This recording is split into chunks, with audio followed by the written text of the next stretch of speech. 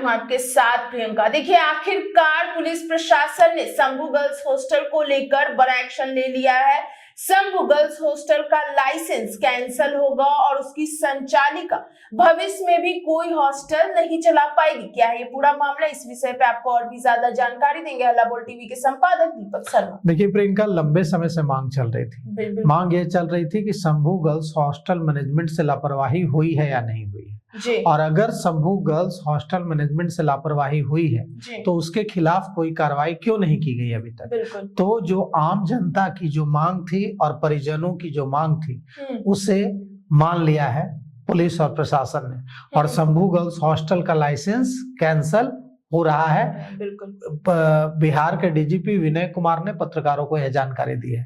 बिहार के डीजीपी विनय कुमार ने बताया है कि शंभू गर्ल्स हॉस्टल मैनेजमेंट से लापरवाही हुई है, यह साफ दिख रहा है, और इस मामले में शंभू गर्ल्स हॉस्टल का लाइसेंस कैंसिल होगा और शंभू गर्ल्स हॉस्टल की जो संचालिका है वो भविष्य में पटना में कोई भी हॉस्टल का संचालन नहीं कर पाएगी। तो ये एक एक्शन है जो कि जिसकी मांग बड़े समय से की जा रही थी। अब सबसे बड़ी बात यह है कि अगर शंभू गर्ल्स हॉस्टल का लाइसेंस नहीं भी कैंसिल होता तो भी शंभू गर्ल्स हॉस्टल में रहने जाता कौन। शंभू गर्ल्स हॉस्टल जिस तरह से लोगों की नजरों से गिर चुका है, और तो कौन माँ बाप अपने बेटी को भेजेंगे वहां रहने के लिए, कोई नहीं भेजते। तो अच्छा किया पुलिस ने कि उसका लाइसेंस हॉस्टल का रद्द कर दिया, लेकिन जनता ने तो पहले ही रद्द कर दिया था। लाइसेंस जनता ने पहले लाइसेंस कैंसिल कर दिया था, मतलब सब जितने माता पिता थे अपनी बेटियों को वहां से निकाल कर ले गए थे और कहा था कि ये सुरक्षित नहीं है, यहाँ हम नहीं रखेंगे। लेकिन ये एक अच्छा फैसला है। होता क्या है कि जब एक हॉस्टल एक नाम से बंद होता है तो फिर दूसरे नाम से हॉस्टल खोल लिया जाता है और वही लोग चलाने लगते हैं। लेकिन इसमें अच्छा ये हुआ है कि पुलिस ने फैसला लिया है, प्रशासन ने फैसला लिया है कि भविष्य में भी इस हॉस्टल की संचालिका दोबारा कोई हॉस्टल नहीं चला पाएगी। ये इससे एक अच्छी बात भी है कि बिहार की जनता या सभी जनता को, जितने भी हॉस्टल जो चलाते हैं, उनको ये संदेश भी मिल गया है कि अगर आप कुछ भी गलत करते हैं तो आपके हॉस्टल का लाइसेंस कैंसिल होगा। और इतना ही नहीं, आप दूसरे नाम से भी, एक तो हॉस्टल का लाइसेंस कैंसिल होगा और दूसरे नाम से भी आप नहीं चला पाएंगे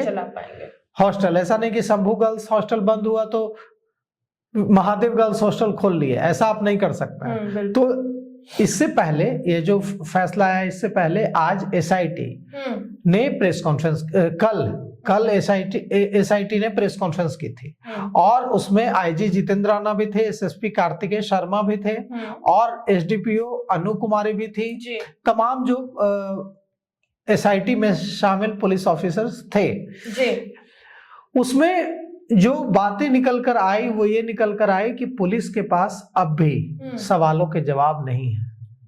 पुलिस के पास अब भी इस बात का जवाब नहीं है कि छात्रा के साथ अगर रेप हुआ तो किसने किया। बिल्कुल, पुलिस यह मान रही है कि छात्रा के अंडरगारमेंट पर स्पर्म, जिसे डॉक्टर सीमेन कह रहे हैं, पुलिस स्पर्म कह रही है, वो मिला है। अब यहाँ पर एक बड़ा सवाल ये है कि वो कौन व्यक्ति है। बिल्कुल, पुलिस नहीं पता लगा पाई किसका जो सीमेन पता चला है एफएसएल की जांच में वो किस व्यक्ति का है, यह नहीं पता चल पाया है। और अगर यह नहीं पता चल पाया है तो आरोपी का भी पता नहीं चल पाएगा। उस सबसे बड़ा सवाल यह है कि पुलिस ने कई लोगों का डीएनए सैंपल लिया था।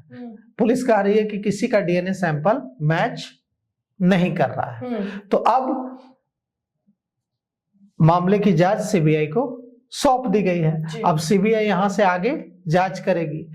जो बिहार सरकार की सिफारिश की चिट्ठी है वो गृह मंत्रालय भेज दी गई है। गृह मंत्रालय से वो डीओपीटी जाएगी, director of personal and training. DOPT से यह जाएगा सीबीआई डायरेक्टर को और सीबीआई डायरेक्टर तय करेंगे कि केस को एक्सेप्ट करना है या नहीं करना है। अगर सीबीआई डायरेक्टर केस को एक्सेप्ट करते हैं तो फिर वो किसी यूनिट को भेजेंगे। वो बिहार सीबीआई को भेज सकते हैं, पटना सीबीआई को भेज सकते हैं, या फिर किसी दूसरे राज्य की यूनिट को भी दे सकते हैं, दिल्ली यूनिट को भी दे सकते हैं।